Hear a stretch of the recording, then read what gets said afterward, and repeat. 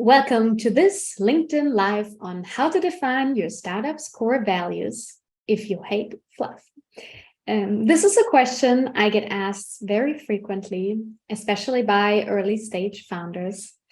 And I personally hate any useless fluff or marketing speak. So that's why we look at this topic from a very critical angle. Our goal today is to make your core values actionable and useful for your startup. As you are a startup founder, you do not have the luxury to waste your time on anything that isn't contributing to your business. So we're going to use your time really wisely today and make sure that you have values that are actually working for your company.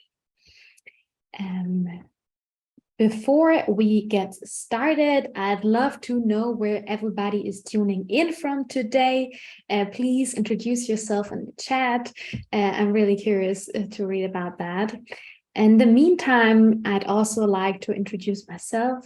I'm Victoria, strategist, feminist, and founder of the Phoenix Brand Consultancy.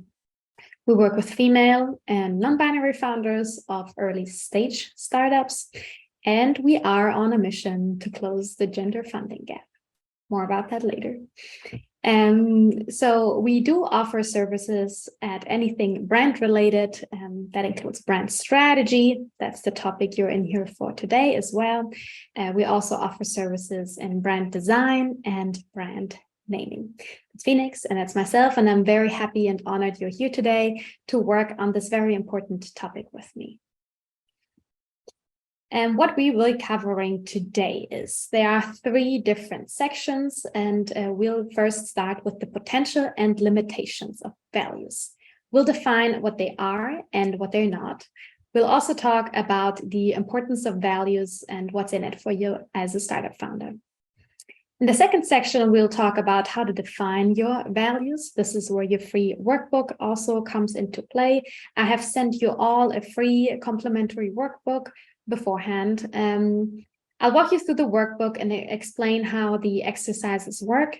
If you can't find the link anymore, please just email me or write me a DM after this, and I will make sure you get the workbook.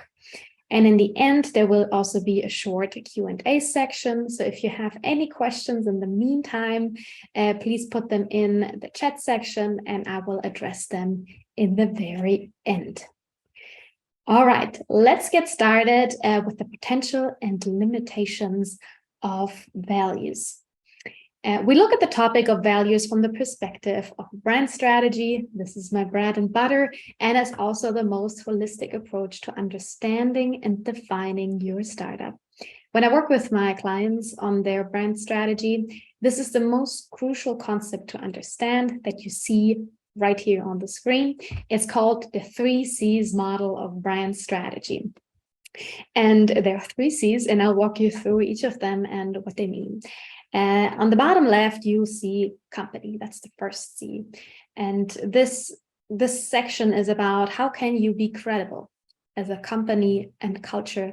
This is really about anything that makes you authentic and that you can own and defend in the marketplace, what makes you uniquely you. Then there's a second C, it's called customer, if you're B2C, or client, if you're a B2B company. And this part is about how to create value for your ideal target audience. And you are a founder of a startup and you have maybe already successfully raised funds or are in the process of fundraising. It's a never-ending story, right? So this is the concept, what is called product market fit. How can you fit what you offer to an ideal audience? How can you make sure that what you bring to the market is actually something your ideal audience increasingly wants?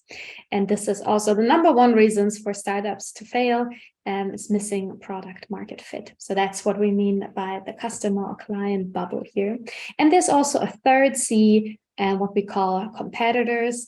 In this area, we're looking on how to differentiate from the alternatives in the market. So competitive advantage is maybe another term you have heard for that. And where all those 3 C's intersect, where they align. This is where we find positioning. It is the holy grail of strategy. This is what everybody's after. And startups use their unique positioning to attract customers and funding. It's the reason why they choose you over the alternatives. So that's the big picture. Where do values fit in? Values do fit in the bottom left. See the company section. So, as you recall, our goal is to be credible as a company and as a culture, and therefore we need to define attributes that you can own and defend in the marketplace. So while you usually explore the first C during brand strategy, there are a couple of questions that come up and that guide you through the sections. For example, why do we exist at all? How do we overcome problems? What makes us strong as a team? And what are our core competencies? All of that is part to explore in the company section. When I work with clients, we usually do that by gathering some qualitative and some quantitative data. So there are interviews to interview the founders and some stakeholders. And there's also quantitative data, for example, an employee survey to find out more about what actually drives you from the inside. And you see everything that I have just quoted and explained. Values inform these actions, behaviors, and decisions. They are the underlying principles and beliefs that influence your actions and the one of your companies. So that's the definition of values. And now that we define values, let's also talk about what they are not. Just as important as defining what they are not a clever marketing technique. If you're here to just gain customers with your values, I ask you to friendly to log off. This is not it, okay? I'm not going to promise you that they're going to do that for you. What matters to your customers is what you do, your actions. Your underlying values, they are important, they inform your actions, but what they need to see is what you do. Your values are not the reason they choose you over the competition. Your values are great for building your company and your culture, but they are not a clever way to gain customers and clients. Then there are 3 types of values that we can pick from and that we should talk about as well. There are embodied values. These are the true values that are reflected in your actions. You already embody these values right now, which makes them our #1 priority. Then there are aspirational values. They are not yet reflected in your daily behavior, but they are what you're striving for. And there's a 3rd category as well. There are promotional values. They sound good, and you would really like to attribute them to yourself and to your business. However, these values are not reflected in your current actions, nor are there any plans to change this. So this is what happens when companies go out there and greenwash and pinkwash. And this is when they actually attribute a value to themselves that they are not embodying at all. So stay away from promotional values. This workshop aims to define a set of actionable values that are either embodied or aspirational. No promotional values today. Fantastic. Now that we defined the limitations of values, let's talk about their potential as well.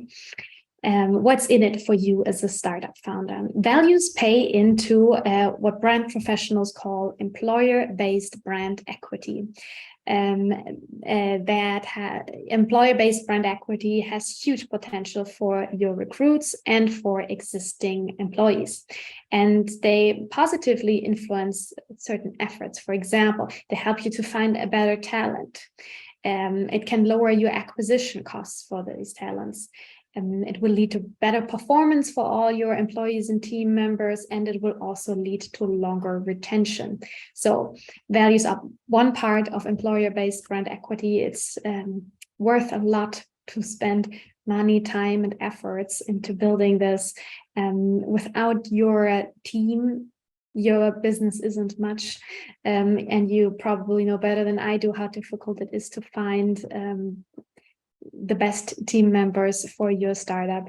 So investing in your values and an actionable set of values pays into that effort. So that's the one side of the value of values. Values also bolster your leadership. And leadership is the way you lead yourself and the way you lead others.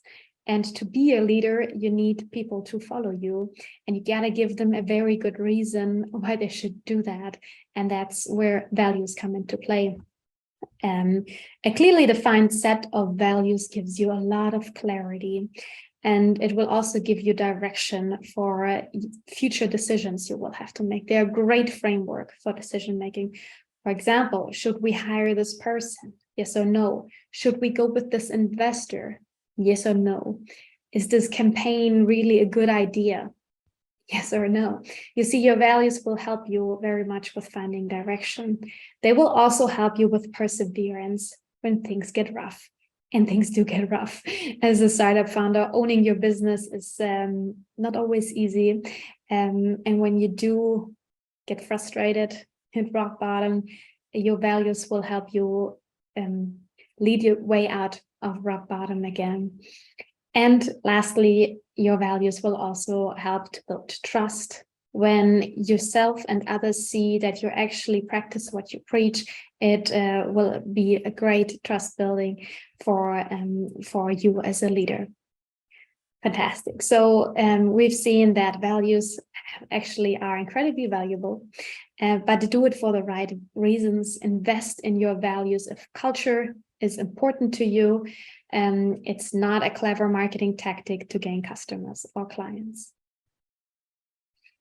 Let's get to work in section 2, how to define your values. So this is where your workbook comes into play. You can either do this now or later at your own pace. I do recommend the latter. Have a first look today with me and take some time later to fill out the exercises. There are 4 exercises in the workbook, and they have a certain logic to them. They're all based on a concept called design thinking, if you ever heard about that. So there are divergent thinking exercises that explore possibilities and create choices. And after these, there are convergent thinking exercises that refine ideas and ask you to make choices. And we alternate between this expansion and reduction of choices. This is actually how we make use of your brain capacity and get a lot closer to the truth. All right, let's get started. Here is an overview of 60 values to choose from. This is not an exhaustive list. But we actually took a lot of time to create this list of 60 values that we think would make great startup core values. Feel free to add anything that is missing for you, any unique value that exists for your startup and for you as a person. But it's a great picture to look at because there is a plethora of choices. And strategy is often about making tough choices. It's about deciding what not to do and what not to pursue. And you'll see that with radical simplicity, you will gain more clarity and direction. So you do not need 15 core values. Please aim for an actionable set of 3 to maybe 5 core values. All right, then exercise number 1, you will start on your own. This is about your unique point of view as a human and as a founder. If you have a co-founder or co-founders, ask them to do this exercise on their own. And we meet back at exercise 3 to compare your lists. Try to think of your actions as a private and as a professional person. I know sometimes we like to make a distinction, like these are very different people, but you will see that actually if you live very much in alignment, they're not so different. So when you ask about your personal core values, start with yourself And we'll also look at them from a perspective of your business later on. So for this exercise, you look at your tangible behavior, your decisions, your actions, your words in different contexts. And I'll ask you to dig deeper and understand the values that brought you there. And I recommend going into a more reflective or meditative setting for this. And here are 4 prompts that will help you go through this exercise. For example, number 1, a person I deeply admire is, I'm drawn to them because I value their. So this is a great prompt to think about a guide or a mentor you have or had in your life, and think about why it is that you actually appreciate them or value them. What is there in their behavior, in their actions that is deeper? And that's a great question to explore that. Number 2, I chose to live in because I care about. This is about the city, the country, the flat share you live in. There's a reason why you did that. And this is a great question to reflect why. What is it that you value? And how can you see that in your actions? 3rd prompt, it's unacceptable for me when, because is important to me. That's a great question to explore your personal limitations. Where do you draw the line? What are you not willing to sacrifice ever because of your values? And a 4th prompt, one goal I have for this year is because I care deeply about. All right, that is exercise number 1. This is where we create a lot of possibilities. You can use the 60 values from the list to check back in with the prompts and see if there's anything that come up here. It could be something completely different that comes up for you during this exercise. And I'm asking you to write down a maximum of 5 values in this exercise. And then we go to exercise number 2. This is where we're going to make some choices and reduce your list back to just 3 values. So please write the 5 values that you came up with during exercise 1 into these 5 bubbles and trace the lines that connect the values and ask yourself, which one is more important to you, and try to think of everyday examples when you do that, and go with a pure gut feeling. If you had to choose between 2, which one is more important to you, decide and put a mark next to it with your pen. And you do this with every single value and trace all of these lines until they're all compared. And then you will have a bunch of marks next to the bubbles that you count, and that's how you find out which of those are the most important ones to you. Then you will go into exercise number 3. This is for solo founders. If there are any solo founders here, you can skip this exercise. You don't need to compare the list with anybody else. That's just you. But for everybody else who has co-founders or team members they'd like to include for this exercise, they have compiled a list as well, and this is where you compare, and when you openly share the values you have come up with, and explain a little bit how you got there, why this value is important to you, how it is part of your behavior, of your actions, and your co-founders will do the same. And it's very interesting, right? You can already see how you agree on some values, whereas some values you probably already see that you don't agree on. And I'm asking you to write, each founder writes the 3 core values they have come up with into this table. And your job is now to look at your values from your company's perspective and decide together if a value is already embodied, is still aspirational, or purely promotional. And discuss this and cross out anything that is a promotional value. We don't need those anymore. It's okay to have 1 or 2 aspirational values in your set, but please, please, please prioritize embodied values that all of you already embody, and reduce your list back down to 3 to maximum 5 core values. If that's difficult for you, if there's still too much greatness in this table, you can repeat the exercise of the hierarchy wheel that might help you bring your list back down. And then we go into already the last exercise, exercise number 4. This will turn your intangible values into a tangible action set. So this is the most important exercise. That you will have a list that is verifiable, quantifiable, and actionable. So you see there are 3 columns here in this exercise. Column 1, the value. This is where you put in the 5 core values that you and your co-founders came up with. Then the second column, you will list actions, and the second column, you will list contradictions to these values.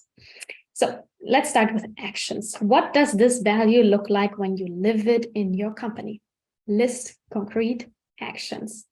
Think of everyday examples, right? What you do as a company, what you do as co-founders, what your daily actions are, and how you can actually embody your values.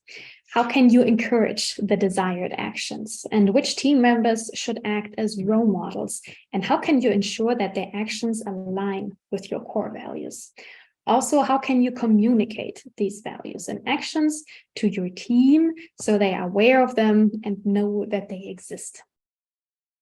In the second column, this is about contradictions.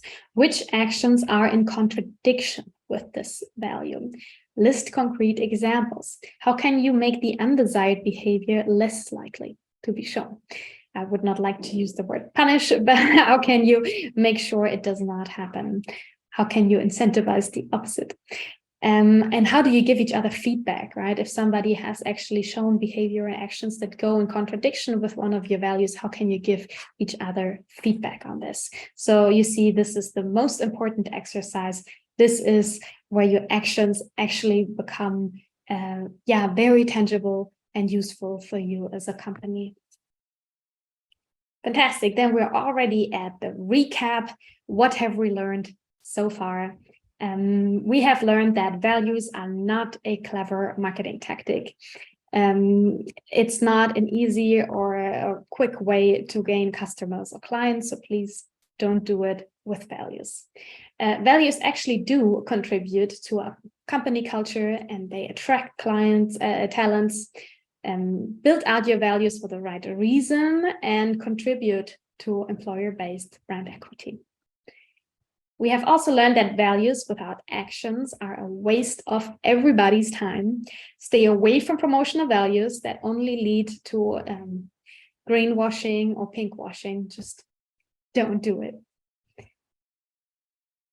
Fantastic. So before we go into the Q&A section, I want to give you just another example of how values look like and how you can actually embody them. Here are the Phoenix Brand Consultancy's core values. We have used exactly the same exercises to get to our results. And we have come up with 3 core values. The first one is logic, because brand strategy is a lot like detective work. It's about asking relevant questions, gathering evidence, and connecting the dots. We're very analytical and a little bit obsessed with details. Our second core value is creativity. You can solve most problems with creative thinking. It's about finding unexpected combinations and breaking the rules with intention. And our last core value, probably the most important one, is empathy. We care like crazy. That's why we help you with what you want now and what you want the most. These values actually help us a lot to guide our daily actions, methods, our products, our presentations, our emails. This workshop is an embodiment of these values. And as I said in the beginning, I'm on a mission to close the gender funding gap.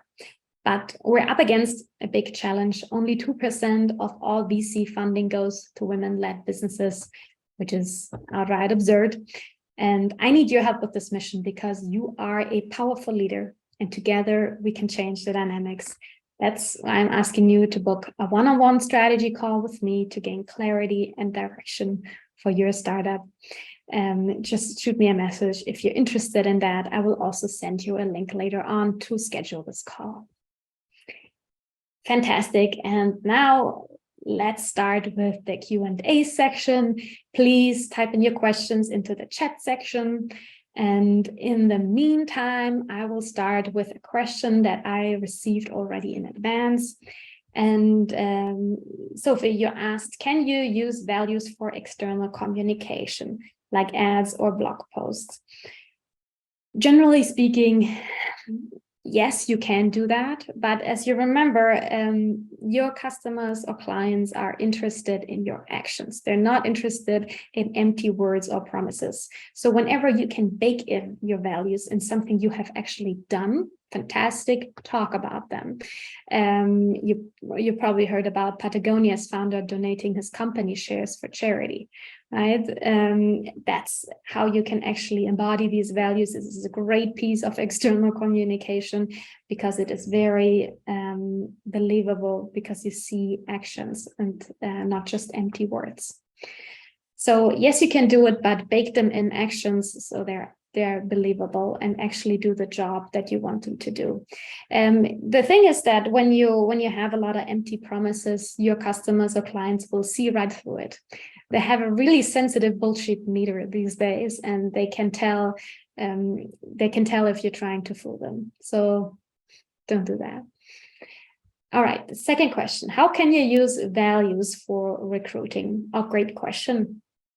So I actually have a great example for this. I used to work at a tech startup, and they had one of the most fantastic talent and culture teams I've ever worked with. And they had a really interesting technique for this. So they had on their website, there was a section about their company values. And whenever they had interviews, they asked the recruits or the people they interviewed to prepare a little statement about the values. So they asked them to read through their values and come back and with a prepared question like, which of these values actually fits you the most, and can you give us some concrete examples of how that shows in your behavior? Fantastic, right? I think it's a very clever way, not just to show off as an employer what you have to offer to new recruits, but it's also a great way to make sure that they really fit you well, that you have the same type of values. So that's one way you can use your values for recruiting. All right, and last question: how can I make diversity my core value? Interesting question. It's a touchy subject, right? And diversity is incredibly important. And I would put it in the same category as the core values: inclusion, equality, and sustainability as well. So if any of these, if you want these as your core values for your startup, I highly recommend you to first start with yourself. Start with yourself as a founder, co-founder. How can you personally embody these values? What can you personally do in your private life to pay into equality, diversity, sustainability, right? Align your actions first. Then you can, as a second step, align the actions of your company, your culture. How can you create a culture that actually pays into inclusion, equality, sustainability, or diversity? Anything that you've seen in exercise before, right? Any of the ways to incentivize these behaviors, the role models you create internally, the communication structures, right? Get everything into place first with yourself, then with your company and culture. And when this value is 100% embodied, and you feel like we're living and breathing diversity, this is such a part of who we are, then you're ready to talk about it externally with others. This is when you can eventually use it for marketing purposes as well. But start with yourself, then your company and culture, and then externally. All right, I think we're hitting the time limit here already.